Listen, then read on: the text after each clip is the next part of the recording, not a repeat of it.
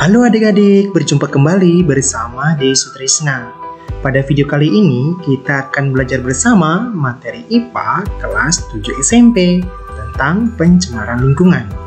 Tapi sebelum kita belajar bersama, jangan lupa ya bagi kalian yang belum subscribe, yuk di subscribe channelnya, lalu kalian klik loncengnya agar kalian dapat update video-video terbaru. Dan jangan lupa juga like videonya, kemudian kalian share ke teman-teman kalian sebanyak-banyaknya ya, sehingga kita dapat belajar bersama di channel ini. Pencemaran atau polusi adalah penambahan segala substansi ke lingkungan akibat aktivitas manusia. Menurut Undang-Undang Republik Indonesia Nomor 23 Tahun 1997, pencemaran lingkungan adalah masuknya atau dimasukkannya makhluk hidup, zat, energi, dan atau komponen lain ke dalam lingkungan hidup oleh kegiatan manusia, sehingga kualitasnya turun sampai ke tingkat tertentu yang menyebabkan lingkungan hidup tidak dapat berfungsi sesuai dengan peruntukannya. Nah, sementara polutan adalah zat yang dapat mencemari lingkungan dan dapat mengganggu kelangsungan hidup makhluk hidup.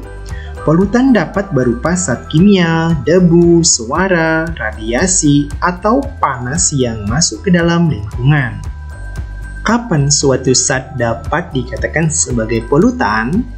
Nah, jadi ada 3 kriteria ya suatu zat dikatakan sebagai polutan, yaitu yang pertama, kadarnya melebihi batas kadar normal atau diambang batas. Yang kedua, berada pada waktu yang tidak tepat. Dan ketiga, berada pada tempat yang tidak semestinya. Pencemaran lingkungan ini disebabkan oleh 2 faktor, yaitu yang pertama, faktor alam.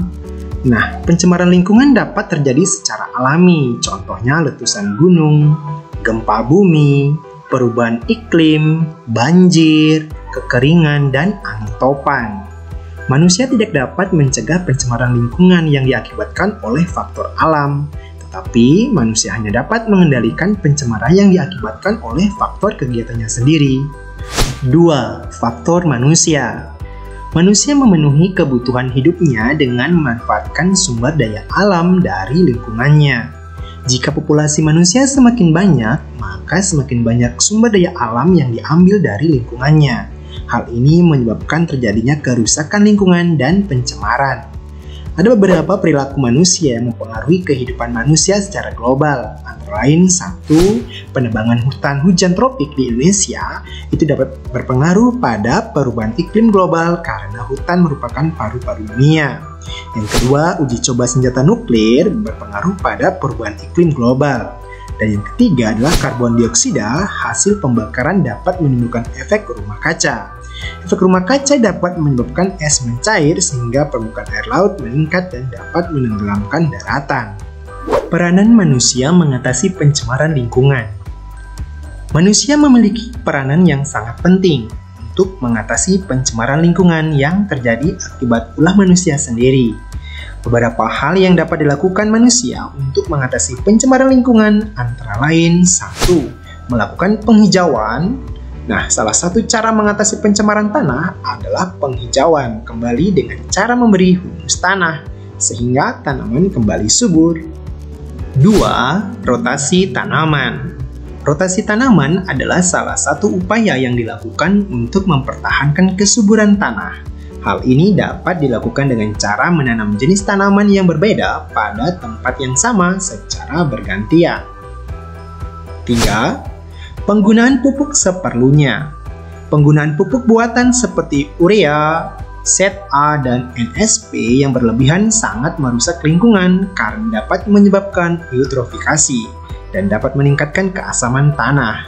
Sebaiknya, petani menggunakan pupuk alami seperti pupuk kompos dan pupuk kandang untuk mengurangi pencemaran tanah.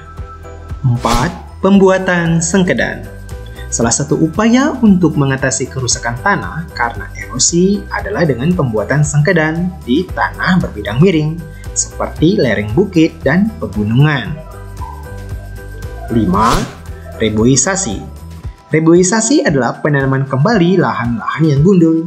Hal ini dilakukan untuk mengatasi erosi karena akar-akar pohon dapat menyerap air dan menahan tanah agar tidak terbawa air hujan.